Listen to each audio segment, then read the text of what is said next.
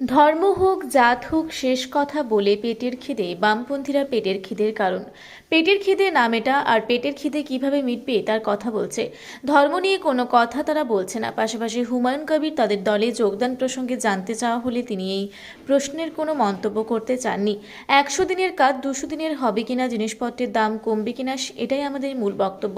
সিপিএমের বাংলা বাঁচাও কর্মসূচিতে নিমতলা বাজারে এসে মন্তব্য ভারতের গণতান্ত্রিক যুব ফেডারেশনের পশ্চিমবঙ্গ রাজ্য কমিটির সম্পাদক মীনাক্ষী মুখার্জি।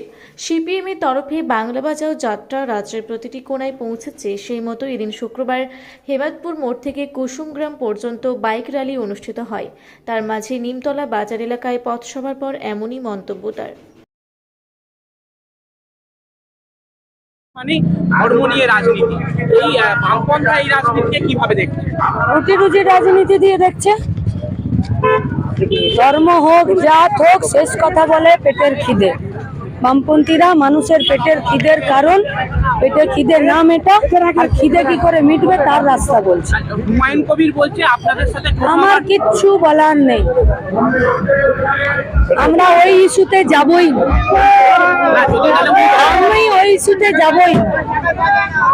100 দিনের কাজের দাম কারা দেবে, 200 দিন হবে কিনা, জিনিসপত্রের দাম কমবে কিনা, আমাদের কথাই। মন্দির মসজিদে সিপিআইএম নেই।